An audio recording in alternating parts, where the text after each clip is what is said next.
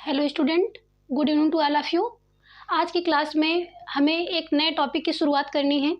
बहुत सारे क्वेश्चंस आ रहे थे कि जो नेट है वो क्या है, इसके लिए क्या क्वालिफ़िकेशन चाहिए, कैसे किया जाता है, कब एग्ज़ाम होता है। तो आज हम इसी टॉपिक पे बात करेंगे। तो आप लोग ध्यान से एक एक पॉइंट को देखिएगा और लास्ट तक पूरा वीडियो ज़रूर देखिएगा, जिससे आपके लिए कोई भी इन्फॉर्मेशन छूटने ना पाए। तो चलिए हम शुरुआत करते हैं अपने क्लास की। तो आज हमें बात करनी है कि यूजीसी नेट जेआरएफ यानी नेट जेआरएफ क्या है, क्यों ये एग्ज़ाम होता है। अगर हम बात करें कि नेट की, तो हम ये बता दें कि ये कोई सिर्फ और सिर्फ एक पात्रता परीक्षा होती है, जिसमें क्या होता है कि एक एनटीए एजेंसी है जिसके द्वारा इस एग्ज़ाम को कंडक्ट कराया जाता है। और ये जो है एग्ज़ाम वो समय समय पर आता है, होता रहता है, साल में 2 बार होते हैं। तो सबसे पहले हमें देखना है कि अगर इस फॉर्म को हमें अप्लाई करना है, एग्ज़ाम देना है, तो इसके लिए हमें क्या क्वालिफ़िकेशन हमारी होनी चाहिए। तो सबसे पहले यहाँ पे है क्वालिफ़िकेशन। जब हम क्वालिफ़िकेशन की बात करते हैं नेट जेआरएफ के लिए, तो उसमें ये देखना है हमें, अगर हम क्वालिफ़िकेशन है तो नेट और जेआरएफ के लिए पीजी क्वालिफाई होना चाहिए। पीजी यानी कि पोस्ट ग्रेजुएशन। अगर हम क्या करते हैं, पोस्ट ग्रेजुएशन कर लिए हैं, तो इसमें हम ये देखते हैं कि हमें नेट जेआरएफ का अगर जब भी फॉर्म आता है तो हम इसको अप्लाई कर सकते हैं। उसके बाद अगर हम सिर्फ और सिर्फ पीजी की जब बात कर रहे हैं, तो सभी स्टूडेंट नहीं कर सकते हैं, बल्कि वो स्टूडेंट जो अपने पोस्ट ग्रेजुएशन में जिसका मार्क्स अच्छे हैं, मार्क्स कितने होने चाहिए इसमें, अगर हम जनरल कैटेगरी की बात करें तो इसमें से जो जनरल कैटेगरी वाले स्टूडेंट हैं उनके लिए 55% मार्क्स की ज़रूरत होती है, और वही जो अदर है उनके लिए 50%। अगर आपके पीजी में 55% है, अगर आप जनरल कैटेगरी में हैं, तो ये 55% होना चाहिए किसके लिए, जनरल के लिए। और अगर अदर में है तो आपके लिए 50% मार्क्स की ज़रूरत होती है। कब, जब आप पीजी में हो। और जो स्टूडेंट अभी अपीयरिंग में है, यानी कि अभी उनका पोस्ट ग्रेजुएशन जो है वो फाइनल ईयर में है, तो वो भी इस एग्ज़ाम को दे सकते हैं। लेकिन अगर रिज़ल्ट आने के बाद उनका जो है रिज़ल्ट अगर 55 या 50% नहीं है, तो क्या उनका जो क्वालिफाइड वो करते हैं नेट जेआरएफ, वो मान्य नहीं होगा। अब हम बात करते हैं एज लिमिट की। जो एज लिमिट है उसमें अगर हम नेट की बात करते हैं, तो नेट के लिए कोई भी एज लिमिट नहीं होती है। कोई भी व्यक्ति हो, अगर वो 90 साल का हो गया तब भी वो नेट का फॉर्म डाल सकता है। सिर्फ नेट की बात की जा रही है। लेकिन अगर हम बात करते हैं जेआरएफ की, तो जेआरएफ के लिए जो है, अगर हम जनरल कैटेगरी की बात करते हैं, तो जनरल में जो एज लिमिट है इसकी 31 साल है। 31 साल तक आप जेआरएफ का एग्ज़ाम दे सकते हैं। उसके बाद अगर हम बात करते हैं जेआरएफ की, तो जेआरएफ के लिए जो होता है वो होता है 5 ईयर जो होता है प्लस हो जाता है। कैटेगरी वाइज 5 साल की छूट दे दी जाती है, चाहे वो किस में हो, ओबीसी में हो, एससी एसटी में हो, तो इन लोगों को क्या होता है 5 साल का रिलैक्सेशन मिल जाता है। तो इसके बाद हम बात करते हैं जो एग्ज़ाम फीस होती है। तो इनकी जो एग्ज़ाम फीस होती है, यानी कि जब इसका हम फॉर्म अप्लाई करते हैं, तो उस फॉर्म को अप्लाई करते समय हमें कितने फॉर्म फीस की ज़रूरत पड़ती है।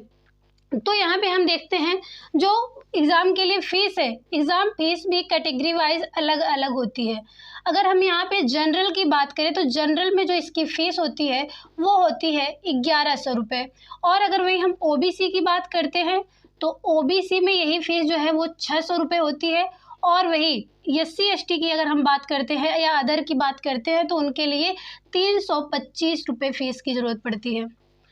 जनरल वालों के लिए 1100, ओबीसी के लिए 600, और वहीं पे अदर के लिए जो क्या होता है वो है 325 रुपये। इतनी हमारे फॉर्म की फ़ीस होती है। और जहाँ से आप फॉर्म को अप्लाई करते हैं, जिस कैफ़े मतलब आप चाहे खुद से कर रहे हैं तो ठीक है, अगर कहीं से ऑनलाइन करवा रहे हैं तो उसका 100 रुपये 50 रुपये जो भी एक्स्ट्रा कट जाए उसके लिए नहीं, फॉर्म का फ़ीस आपके लिए बस इतना ही होता है।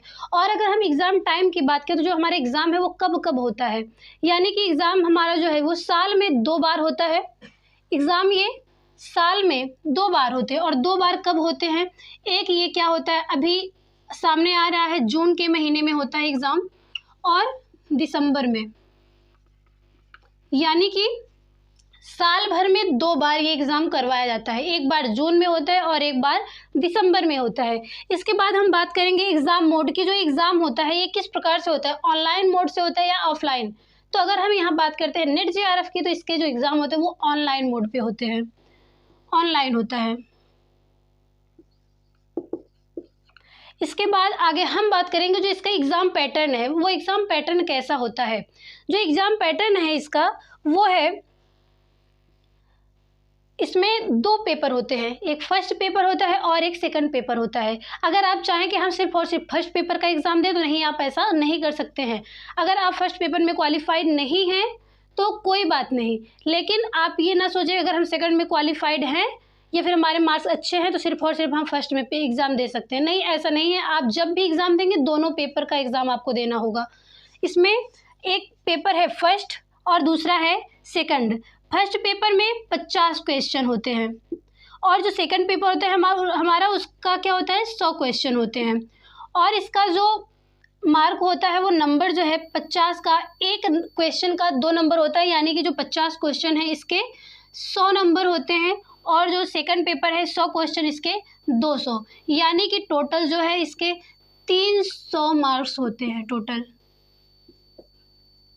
300 नंबर का ये एग्ज़ाम होता है।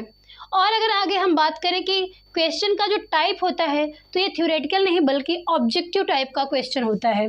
जो क्वेश्चन टाइप होता है वो उसका ये होता है ऑब्जेक्टिव टाइप का क्वेश्चन होता है। और अगर हम मार्किंग की बात करें तो इसमें कोई भी निगेटिव मार्किंग नहीं होती है, निगेटिव मार्किंग नहीं होती है। यानी कि आप जो भी क्वेश्चन कर रहे हैं चाहे वो सही हो या गलत हो, आपका इस पे कोई भी मार्क्स नहीं कटेगा। आगे अब हम बात करेंगे जो हमारा ये नेट जेआरएफ का एग्ज़ाम है इसके लिए क्या सिलेबस हो सकता है। तो सबसे पहले हम आपको यहाँ पे बता दें कि जो नेट जेआरएफ का एग्ज़ाम होता है इसमें एक नहीं बल्कि टोटल 85 सब्जेक्ट सम्मिलित किए गए हैं। 85 में 85 सब्जेक्ट होते हैं जो क्या होते हैं, नेट जेआरएफ के एग्ज़ाम में करवाए जाते हैं। तो इसके लिए जो हमारा ये फर्स्ट पेपर था, फर्स्ट पेपर जो है वो सभी स्टूडेंट के लिए कंपलसरी होता है, चाहे वो होम साइंस पढ़ रहा हो, हिंदी पढ़ रहा हो, संस्कृत पढ़ रहा हो, इतिहास पढ़ रहा हो, कोई भी मतलब 85 सब्जेक्ट में से कोई भी सब्जेक्ट को पढ़ रहा हो तो फर्स्ट पेपर का एग्ज़ाम उसको देना ही पड़ता है। उसमें क्या होता है, अब हम आगे बात करेंगे कि जो हमारा फर्स्ट पेपर है आखिर उससे पढ़ना क्या होता है, जो सभी स्टूडेंट के लिए कंपलसरी होता है। और जो सेकंड पेपर होता है वो अपने जो सब्जेक्ट से आपने पीजी किया है उसी सब्जेक्ट से आपको एग्ज़ाम देना पड़ता है। यानी कि जो आपका ये 100 क्वेश्चन है, जो यहाँ पे आपका 100 क्वेश्चन था 200 मार्क्स का, वो क्या है आपके पीजी वाला जो सब्जेक्ट होगा उसी से लिया जाएगा। इसलिए आपको ज़्यादातर फोकस किस पे करना है, अपने टीचिंग सब्जेक्ट जो है आपने जो पीजी में लिया था इस सब्जेक्ट में आपके 100 क्वेश्चन रहते हैं और जो ये फर्स्ट पेपर है उसमें 50 रहते हैं। तो अब हम आगे बात करेंगे जो हमारा ये 50 क्वेश्चन है फर्स्ट पेपर का, इसमें क्या है, इसके जो सिलेबस है, सिलेबस हम देखते हैं कि इसमें क्या क्या चीज़ें हैं जो हमको पढ़नी पड़ती है। जब हम बात करते हैं फर्स्ट पेपर के सिलेबस की तो इसमें सबसे पहले हमें टीचिंग एप्टीट्यूड पढ़ना पड़ता है, मतलब कि जो शिक्षण है, शिक्षण किस प्रकार से किया जा रहा है, इसमें क्या क्या विधियां अपनाई जा सकती हैं, यानी कि शिक्षण अभिक्षमता से संबंधित जितने भी क्वेश्चन हैं वो सारे आपको इसमें पढ़ने पड़ते हैं। और दूसरी हम बात करते हैं अगर दूसरे यूनिट की तो इसमें होता है रिसर्च एप्टीट्यूड, यानी कि आपको शोध कार्य पढ़ने होते हैं, शोध पढ़ने होते हैं, शोध अभिक्षमता, रिसर्च पढ़ने हैं। उसके बाद तीसरा है इसमें कंप्रिहेंशन, यानी कि बोध से संबंधित आपको पैसेज दिया जाएगा, उस पैसेज में 5 क्वेश्चन होते हैं, आपको पैसेज पढ़ के उस पैसेज में से उस क्वेश्चन का आंसर देना होता है।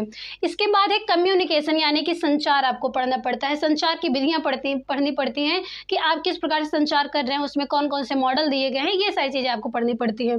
इसके बाद नेक्स्ट है मैथमेटिकल रीजनिंग, इसमें आपको मैथ पढ़ना पड़ता है, मैथ से संबंधित जो है बेसिक क्वेश्चन है वो सब पढ़ने पड़ते हैं आपको। इसके बाद लॉजिकल रीजनिंग, यानी कि आपको रीजनिंग पढ़ना पड़ता है, जो भी आप दिशा से संबंधित हो या फिर इस प्रकार से जो भी हैं, चाहे वो अल्फ़ाबेटिकली हो, ये सारे क्वेश्चन आपको इसमें पढ़ने पड़ते हैं। फिर है डाटा इंटरप्रिटेशन यानी कि डीआई, आपको डीआई पढ़ना पड़ता है। डीआई के इसमें जो है एक क्वेश्चन होता है डीआई का, और ये कंपलसरी है, चाहे जो भी सब्जेक्ट का एग्जाम हो, एक क्वेश्चन ये फिक्स रहता है डीआई का। एक आपको डीआई क्वेश्चन आएगा जिससे रिलेटेड 5 क्वेश्चन होते हैं और आपको उसको सॉल्व करने होते हैं। इसके बाद होता है इंफॉर्मेशन एंड कम्युनिकेशन टेक्नोलॉजी यानी कि आईसीटी, जो है आईसीटी का क्वेश्चन आपको पढ़ना पड़ता है। इसके बाद है पीपल डेवलपमेंट एंड इन्वायरमेंट, लोग विकास और पर्यावरण यानी कि पर्यावरण से संबंधित सारे टॉपिक्स को आपको पढ़ना पड़ता है। इसके बाद है हायर एजुकेशन सिस्टम, यहाँ पे सिर्फ और सिर्फ भले ही हायर एजुकेशन सिस्टम दे दिया गया है उच्च शिक्षा प्रणाली, लेकिन आपको इसमें बेसिक से लेकर हायर तक यानी कि शिक्षा से संबंधित जितने भी टॉपिक्स हैं वो सब आपको पढ़ने पड़ते हैं। तो ये रहा हमारा, ये जो है टोटल 10 यूनिट है यहाँ पे हमारे, ये 10 यूनिट हमको पढ़ने पड़ते हैं। किसमें? फर्स्ट पेपर में 10 यूनिट हमको पढ़ने पड़ने हैं। किसमें? फर्स्ट पेपर में। और 10 यूनिट ही हमारा जो है सेकंड पेपर में भी होता है, भले ही वो हमारा क्या है, ये जो है फर्स्ट पेपर में आपके 50 क्वेश्चन थे, लेकिन सेकंड में जो है ये 100 क्वेश्चन है। अब आप ये मत कहिएगा कि अगर आपने पीजी, मान लीजिए आपका होम साइंस सब्जेक्ट से पीजी है और पीजी आपने जिस यूनिवर्सिटी से किया है उस यूनिवर्सिटी में अगर होम साइंस के किसी एक ब्रांच से आपने किया है पीजी, क्योंकि जैसे बात अगर हम करें पूर्वांचल यूनिवर्सिटी की, तो पूर्वांचल यूनिवर्सिटी में जो पीजी है होम साइंस से, तो वहाँ पे सिर्फ एक ब्रांच से ही आप पीजी कर सकते हैं। लेकिन अगर आप कहीं दूसरे यूनिवर्सिटी से कर रहे हैं तो वहाँ पे आपको जो होम साइंस सब्जेक्ट है वो जो है 5 ब्रांच से आपको करवा दिया जाता है। लेकिन आप भले ही एक ब्रांच से पीजी किए हों, हिस्ट्री से संबंधित भी, हिस्ट्री के सब्जेक्ट में भी ये समस्याएं देखने को मिल रही हैं, लेकिन आप भले ही एक ब्रांच से पीजी किए हों, लेकिन जब भी आप चाहे आप नेट जेआरएफ का एग्ज़ाम दें तो उसमें आपको क्या देखना पड़ेगा कि आपको जो 5 ब्रांच हैं वो 5 ब्रांच से आपको एग्ज़ाम देने पड़ेंगे। इसलिए अगर हम आपको बता दें जो एग्ज़ाम है इसका वो बहुत ही नॉर्मल नहीं होता है बल्कि बहुत ही हार्ड होता है। आपको सभी टॉपिक्स को इतना गहन अध्ययन करना पड़ता है कि आपको ऐसे रट के आप इसको एग्ज़ाम नहीं दे सकते हैं। जब तक आप अपने पूरे सिलेबस को एकदम गहन अध्ययन नहीं कर पाएंगे तब तक आप कभी भी इस एग्ज़ाम को क्वालिफाई नहीं कर सकते हैं। इस प्रकार से हम आपको आगे बताएंगे कि जो स्कॉलरशिप अमाउंट है, यानी कि इसमें जो सबसे पहले हमने बताया था आपको कि जो नेट है और जेआरएफ, नेट अगर आप क्वालिफाई करते हैं तो आपको सिर्फ और सिर्फ असिस्टेंट प्रोफेसर की डिग्री मिल जाती है। लेकिन वही अगर हम जेआरएफ की बात करते हैं तो जो कट ऑफ के ऊपर में जितने भी आते हैं वो सब के जो स्टूडेंट हो वो नेट क्वालिफाइड होते हैं, लेकिन अपर से जो एकदम अपर में होते हैं उनको जेआरएफ दे दिया जाता है। जेआरएफ जो होता है, ये जो स्टूडेंट जेआरएफ क्वालिफाई कर लेता है उनको गवर्नमेंट जो है स्कॉलरशिप अमाउंट देती है, उनको शिक्षा को आगे बढ़ाने के लिए, यानी कि रिसर्च करने के लिए। जो रिसर्च करने के लिए गवर्नमेंट आपको क्या देती है, अमाउंट देती है, वो अमाउंट होता है यहाँ पे अगर हम देखें तो मंथली जो है, मंथली अगर इसकी हम फीस की बात करते हैं तो 31,000 पर मंथ, 31,000 पर मंथ जो है अमाउंट देती है गवर्नमेंट। किस लिए? आपको पीएचडी करने के लिए, रिसर्च करने के लिए देती है जेआरएफ अगर आप क्वालिफाइड हैं तो। लेकिन अगर ये जो 31,000 रुपये है ये सिर्फ और सिर्फ आपको 2 साल तक मिलते हैं। लेकिन 2 साल जब आप क्वालिफाई कर लेते हैं, 2 साल तक अच्छे से आपने रिसर्च कर लिया, इसके बाद आप जेआरएफ नहीं बल्कि एसआरएफ के अंतर्गत आ जाते हैं। एसआरएफ और एसआरएफ यानी कि सीनियर रिसर्च फेलोशिप। जेआरएफ था जूनियर रिसर्च फेलोशिप और एसआरएफ जो है वो सीनियर रिसर्च फेलोशिप होता है। और यही अमाउंट जो 31,000 है ये बढ़ के आपके लिए हो जाता है 35,000 पर मंथ। 35,000 पर मंथ एक छोटा अमाउंट नहीं बल्कि बहुत ही बड़ा अमाउंट होता है, जो कि आपको क्या होता है, जब आपने यहाँ 2 साल तक किया था ये जेआरएफ से आपने पीएचडी किया 2 साल तक, लेकिन जब यहीं पे आप एसआरएफ के अंतर्गत आ जाते हैं तो आपका जो ये टाइम है वो 3 साल बढ़ जाता है, यानी कि टोटल 5 साल तक आपको गवर्नमेंट पैसे देती है। किस लिए? आपको रिसर्च करने के लिए। तो यहाँ पे हम आपको बता दें कि आप अगर टीचिंग फील्ड में आगे बढ़ना चाहते हैं तो सबसे अच्छा है कि आप ग्रेजुएशन के बाद पोस्ट ग्रेजुएशन जरूर कीजिए, क्योंकि जो हमारी गवर्नमेंट है वो कभी देखिए कहीं बीएड को हटाने की बात कर रही है तो कभी बीटीसी को हटाने की बात कर रही है। लेकिन अगर आप टीचिंग फील्ड में अच्छा कैरियर बनाना चाहते हैं अपना, तो आप ग्रेजुएशन के बाद पोस्ट ग्रेजुएशन जरूर कीजिए। और अगर आप पोस्ट ग्रेजुएशन हैं तो आप नेट जेआरएफ का एग्ज़ाम दे सकते हैं और अच्छे अमाउंट में, अगर आपको टोटल अगर नॉर्मल बात की जाए तो 5 साल में लगभग आपको 25 लाख रुपए मिल जाते हैं, जो कि आपको इसके लिए थोड़ी मेहनत करनी पड़ेगी, हार्ड वर्क करना पड़ेगा, अपने सब्जेक्ट को और इस फर्स्ट पेपर को अच्छे से पढ़ना पड़ेगा।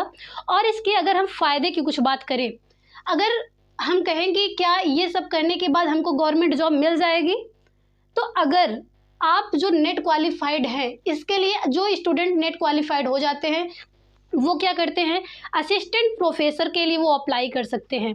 और जो जेआरएफ हो जाते हैं वो पीएचडी कर लेते हैं। और पीएचडी करने का सबसे अच्छी बात ये होती है कि आपके नाम के आगे डॉक्टर लग जाता है। सबसे खुशी की बात होती है, लोग कहते हैं कि वो डॉक्टर नहीं है लेकिन फिर भी क्या उसके नाम के आगे डॉक्टर लगा हुआ है। तो हाँ, ये क्योंकि वो पीएचडी का फुल नेम होता है डॉक्टर ऑफ फिलॉसफी। ये एक डॉक्टरेट की डिग्री होती है जो कि आपके नाम के आगे डॉक्टर लगा देती है। सबसे अच्छी बात यही होती है। और अगर जो स्टूडेंट नेट क्वालिफाइड है उनके लिए ये भी अच्छा होता है कि अगर आप अपने नेट की जो डिग्री होती है उसे किसी भी यूनिवर्सिटी में अपने सब्जेक्ट, टीचिंग सब्जेक्ट यानी जो है उससे आप किसी यूनिवर्सिटी में क्या करते हैं, अप्रूवल करवा देते हैं, तो आपको मंथली यूनिवर्सिटी जो है वो 25,000 रुपये मंथली दे सकती है अगर आप डायरेक्ट यूनिवर्सिटी से करते हैं।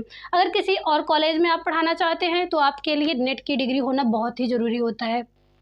तो आगे हम और आपको बताना चाहें अगर, तो जो नेट होता है, इस डिग्री जब आप अप्रूवल करवा देते हैं तो आप इस लायक हो जाते हैं कि आप जो यूनिवर्सिटी के एग्ज़ाम्स हो रहे हैं उनकी कॉपियाँ चेक कर सकते हैं। और अपने अगर प्रैक्टिकली सब्जेक्ट है तो उसमें क्या कर सकते हैं कि आप वाइबा ले सकते हैं, आपको अलग अलग कॉलेजों में भेजा जा सकता है और इससे आपकी अच्छी खासी इनकम हो जाती है। और आप साथ ही साथ असिस्टेंट प्रोफेसर की तैयारी करते रहिएगा नेट क्वालिफाई होने के बाद। लेकिन ये रहा आज की हमारी क्लास में जो हमने बताया वो है यूजीसी नेट जेआरएफ के बारे में। ये इसके क्वालिफिकेशन, फीस, पैटर्न एग्ज़ाम का, और हमें जो बताया कि जो फर्स्ट पेपर है कॉमन उसका हमने क्या बताया, ये सिलेबस। इस प्रकार से आप पूरी तैयारी कीजिएगा। और कोई भी स्टूडेंट ये नहीं सोच सकता है और ये गलती भी ना करे कि अगर हम फर्स्ट पेपर का सिर्फ और सिर्फ एग्ज़ाम देना चाहें या सेकंड का देना चाहें तो ऐसा नहीं हो सकता है। और 2 एग्ज़ाम आपको देने ही हैं और दोनों ये पेपर जो है एक साथ में होता है, अलग अलग टाइम में नहीं बल्कि एक साथ। जो हमारे ये टाइम है 3 घंटे का, उस 3 घंटे में ही हमें दोनों एग्ज़ाम देने पड़ते हैं। तो आज की क्लास में हमने ये अपना पूरा नेट जेआरएफ की क्लास को कंप्लीट किया, पूरे इसकी इन्फॉर्मेशन को। अगर इस प्रकार से कोई भी इम्पॉर्टेंट क्लास या इम्पॉर्टेंट टॉपिक्स हो जो आपको ना समझ में आ रहा हो तो आप कमेंट बॉक्स में ज़रूर लिखिएगा। आगे की क्लास में हम आपको उसके बारे में बताने की पूरी कोशिश करेंगे। मिलते हैं हम नेक्स्ट टॉपिक के साथ, तब तक के लिए धन्यवाद।